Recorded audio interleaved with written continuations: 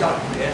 विकास यही है समावेशी विकास, यही दीनदयाल जी की सोच। तो मैं आपसे कहना चाह रहा था, जो उनका मार्ग था अंत्योदय का, सोचना होगा। जिसको किसी ने कहा सर्वोदय, किसी ने कहा अनटू द लास्ट, वही हमारे पास साहब एक तय हुआ है 25 साल का रास्ता, अमृत काल से आप गुजर रहे हो। मुझे बहुत कष्ट होता है जब मैं अर्थशास्त्र पढ़ता हूँ।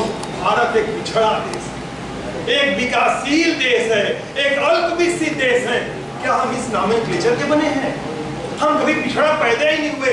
नाराज मत होना, मैं राजनीतिक व्यक्ति नहीं हूँ, ये मैं बंटवारा मानता नहीं। इस तरह के बंटवारे नहीं होने चाहिए। वास्तव में दो ही कैटेगरी है, एक है सुप्रबंधन और एक है कुप्रबंधन। If you are having belief into well management, you are really super economic power. You are developed, you are forward.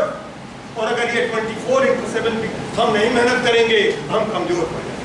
Bharat को सोचना होगा किस तरीके से अमृत काल में प्रयास किया जाए कि 2047 आने के पहले ही हम 5 ट्रिलियन इकोनॉमी, ब्रिक्स, दुनिया के विकसित देश, सबको आज विश्वास है कि भारत में वो रास्ता है।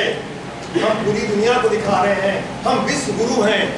काशी हिंदू विश्वविद्यालय के बारे में बता दूं, एक रैंकिंग कराई जाती है, एजुकेशनल रैंकिंग, और रैंकिंग में कहा जाता है कि भारतवर्ष के 1000 विश्वविद्यालय में से एक भी विश्वविद्यालय ग्लोबल रैंकिंग में टॉप के 100 में नहीं आता। मैं आपको बताने जा रहा हूं, ये रैंकिंग ठीक नहीं है। पूरी दुनिया को शुरू करना होगा वैल्यू बेस्ड एजुकेशनल रैंकिंग।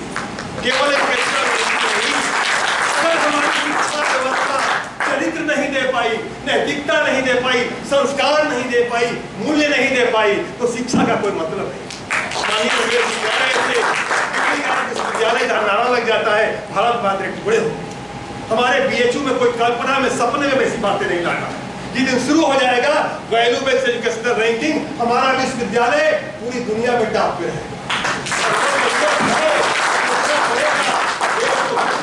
के लिए एनईपी में कुछ चीजें आ रही हैं, वो सब जुड़ी हुई हैं दीनदयाल जी से। अंतिम बात आपसे कहने जा रहा हूँ, प्रोफेसर टीपी सिंह साहब, सोचिए क्यों नहीं पंडित दीनदयाल उपाध्याय जी के आर्थिक विचारों पर एक गहन चिंतन हमारे कॉमर्स फैकल्टी में 2 दिन का किया जाए, और हम सोचें किस तरह से उनके आर्थिक विचार बनेगा। 2047 का रास्ता तय किया जाएगा, तब जाके चीजें बदलेंगी। आप विश्वास करिए, सुप्रबंधन पे चलना है। ये बात भूल जाइए, चलता है, कोई चीज चलती नहीं। जब खड़ा हो गया तो खड़ा हो गया। आप विद्यार्थी के रूप में आ गए तो आ गए। ये कोताही, ये लापरवाही, ये आलस्य का त्याग करना। मैं आप सबको धन्यवाद देता हूँ। आप हमारे फैकल्टी में पधारे, मैं आपको बधाई भी देता हूँ। और असली श्रद्धांजलि यही है कि हम लोग दीनदयाल जी के बताए हुए रास्तों पे चलने का प्रयास करें। मैं सबको शुक्रिया ज्ञापित करता हूँ और अपनी बात इन 2 लाइनों से खत्म कि रागों को महफूज करो आँखों में, बहुत देर तक रात होगी।